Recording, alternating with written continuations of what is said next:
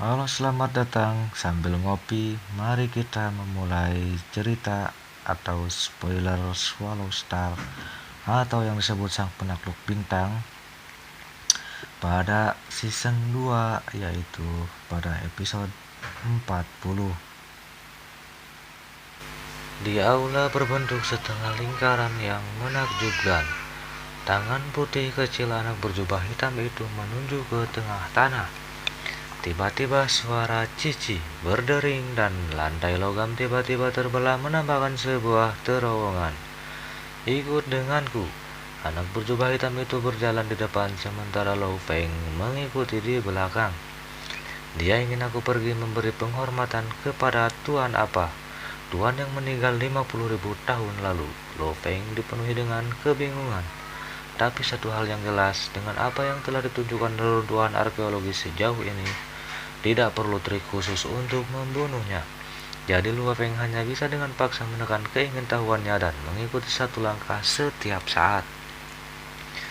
Di ujung terowongan, anak berjubah hitam itu melompat, sementara Luo Feng juga melompat mengejarnya. Kedalaman lorong sekitar 30 meter ketika anak berjubah hitam dan Luo Feng mendarat di tanah di bawah. Aula gelap itu menyala. Sekilas Luo Feng melihat bahwa aula gelap ini kosong. Dindingnya berbentuk segi delapan, tapi tidak ada apa-apa di dalam aula. Buka, anak berjubah hitam itu menunjuk ke tanah. Krek. Tanah sedikit bergetar dan perlahan mulai terbelah. Mayat guru ditempatkan di lokasi yang sangat aman. Anda harus sabar menunggu sebentar untuk melihatnya. Anak berjubah hitam ini melihat ke arah Luo Feng. Pupil merah darahnya menyebabkan seseorang membeku. Luo Feng, kamu pasti penuh kebingungan sekarang. Ya, Luo Feng tidak menyangkalnya. Izinkan saya memperkenalkan diri. Saya Babata. Anda bisa memanggil saya Demon Babata.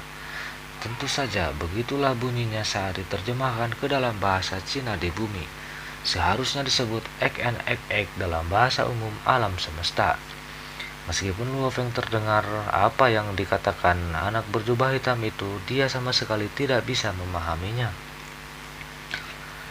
Luo Feng membeku. Demon Babata, kata iblis di sini, adalah gelar yang kuberikan untuk diriku sendiri. Lanjut anak berjubah hitam itu, intinya aku ini Ai. Ai, Luo Feng bingung. Ai seperti manusia kristal botak di reruntuhan arkeologi 9. Namun Ai memiliki level yang berbeda. Program logika sederhana Anda di bumi tidak memiliki hak untuk disebut Ai. Untuk bisa disebut Ai, itu tidak bisa kalah dengan manusia dalam berpikir kritis. Seperti Ai di runtuhan arkeologi 9, hanya itu yang bisa disebut Ai sejati. Kata anak berjubah hitam itu, adapun aku, meskipun aku adalah Ai, pada intinya setelah mengikuti master selama bertahun-tahun yang tak terhitung, aku telah melampaui Ai. Aku bisa disebut Ai yang hidup. Aku adalah makhluk hidup sepertimu, manusia dan hewan, tumbuhan, dan lain-lain. Nada anak berjubah hitam itu sedikit heboh. Aku juga punya berbagai emosi seperti suka, marah, sedih, sang, dan lain-lain. Dan aku juga punya kemampuan untuk melatih diriku sendiri. Dan saat itu Tuanku menyiapkan tubuh untukku. Dan tubuh itu aku membiarkan nama Demon Babata tersebar di banyak galaksi di alam semesta yang luas. Sedikit kebanggaan ada di wajah anak berjubah hitam itu. Luo Feng diam-diam terkejut saat mendengar ini. Sukacita, amarah, dan kesedihan, kemampuan untuk melatih bagaimana ini bisa menjadi sistem Ai. Itu memang berhak disebut Ai hidup. Menurut apa yang dia katakan, ada 4 tingkatan. Program logika Ai yang sedang sebanding dengan logika manusia nyata. Ai dengan emosi Ai yang hidup. Dalam pertempuran yang melibatkan galaksi yang tak terhitung jumlahnya dan menghancurkan hal-hal yang tak terhitung jumlahnya setelahnya. Tubuhku hancur dan aku sekali lagi kembali ke keberadaan virtual Ai. Kata anak berjubah hitam dengan sedikit kesedihan. Aku masih bisa kembali menjadi Ai virtual. Tapi tuanku, dia menoleh ke peti mati kristal yang muncul perlahan. Peti mati kristal transparan perlahan melayang dari tanah. Luo Feng juga memperhatikan dengan cermat. Peti kristal itu memiliki panjang 6 meter, lebar 4 meter, dan tinggi 2 meter. Peti mati kristal itu yang benar-benar transparan memancarkan udara yang sangat dingin. Luo Feng yang mengenakan set dewa hitamnya dan merupakan pembaca roh di satu tahap penjelajah bintang tidak bisa membantu tetapi menggigil. Itu terlalu dingin. Dengan suhu serendah ini, peti mati kristal ini mungkin tidak terbuat dari kristal. Tapi Luo Feng juga tidak tahu bahan apa ini. Jadi dia akan menyebutnya peti mati kristal untuk saat ini. Di dalam peti kristal tergeletak mayat. Mayat ini panjangnya sekitar 3 meter dan memiliki 2 antena fleksibel di dahinya. Selain tubuhnya yang besar dan antenanya, ia tampak persis seperti manusia di bumi. Ia mengenakan jubah hitam yang bersinar redup, rambutnya panjang, tergerai saat ia berbaring diam di peti kristal, seolah sedang tidur. Wajahnya sangat tampan, dan kedua matanya yang sipit dan panjang terlihat sangat feminin. Meskipun itu hanya mayat sekarang, itu memiliki keindahan yang aneh yang bisa memboyangkan semangat seseorang. Menguasai, anak berjubah hitam itu memegangi peti mati kristal. Tangan putih kecilnya menggenggam erat saat dia memasang ekspresi galak. Pa, dua air mata jatuh, Ayang bisa hidup bahkan bisa menangis. Luo Feng sedikit terkejut.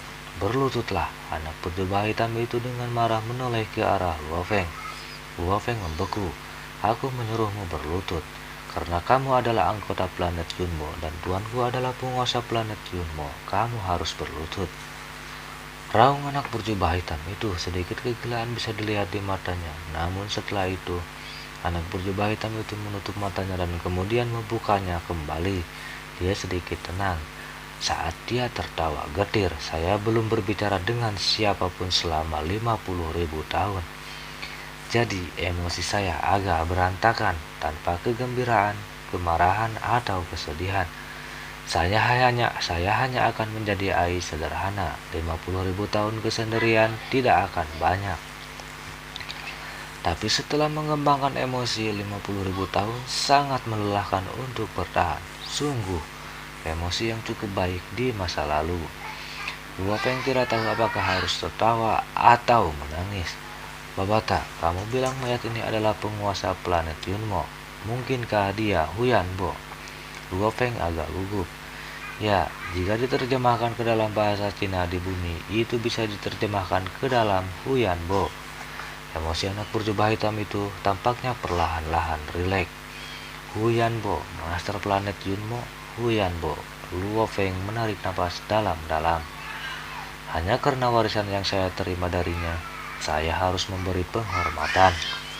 Luo Feng langsung berlutut dan menepuk kepalanya di lantai 3 kali berturut-turut. Untuk orang ini disebut Huyan Bo, meskipun Luo Feng belum pernah melihatnya sebelumnya sejak dia mulai berlatih soaring ski. Dia selalu memuji senior ini untuk dapat menciptakan begitu banyak senjata spiritual. Betapa hebatnya dia, dan pesawat ulang-alik yang melonjak hanyalah salah satu dari senjata itu.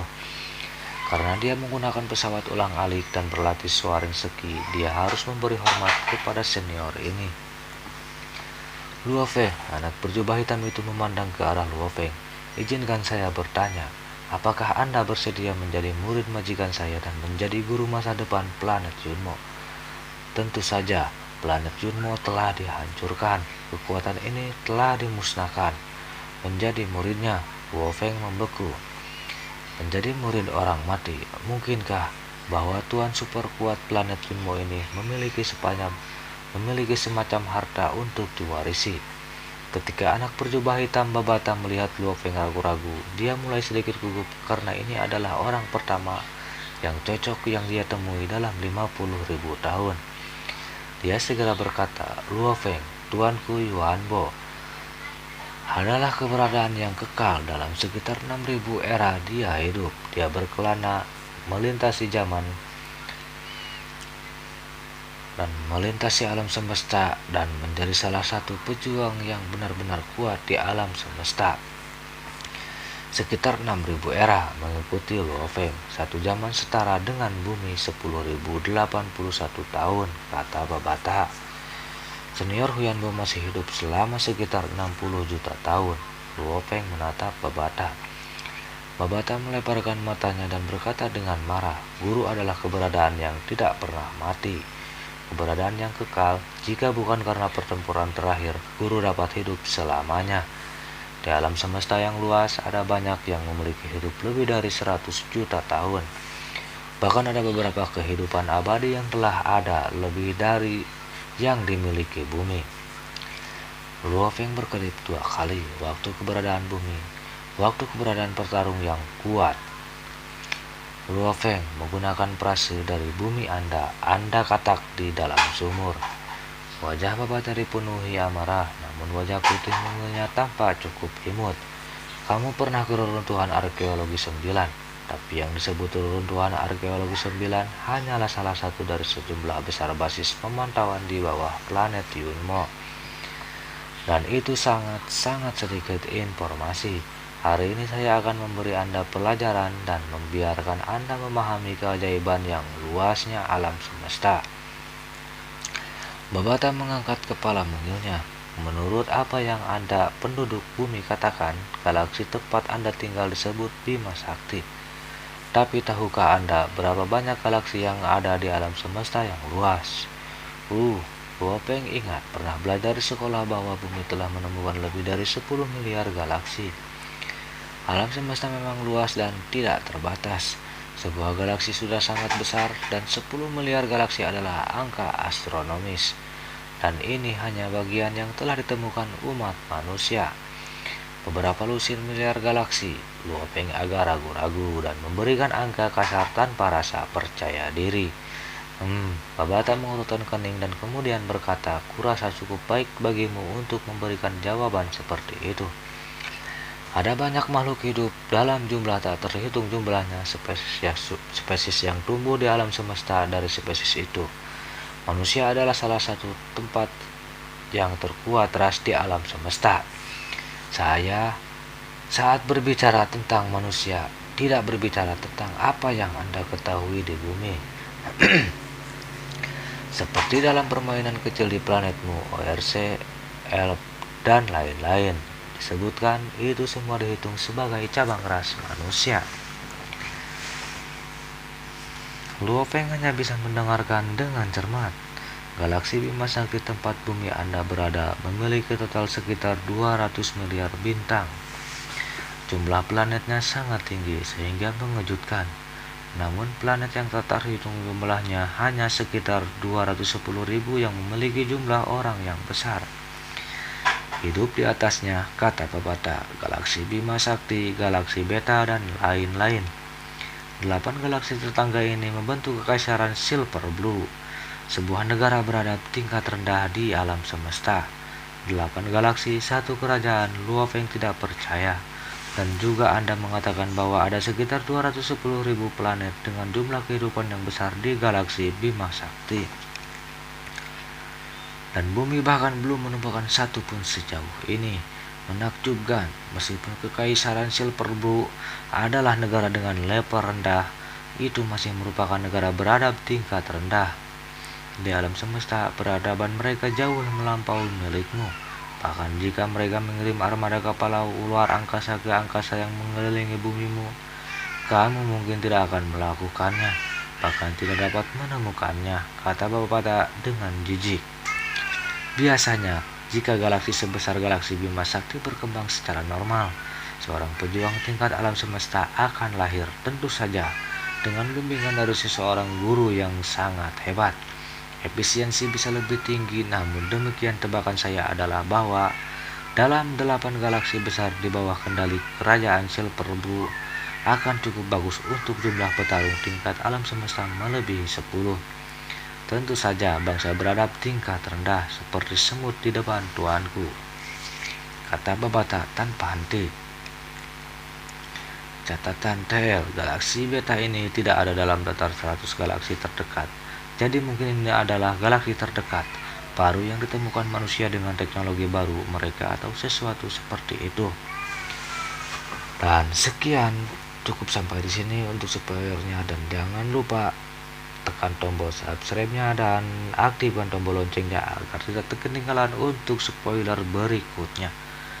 Terima kasih untuk teman yang sudah meluangkan waktunya untuk mendengarkan celoteh-celotehan spoiler ini yang masih belepotan.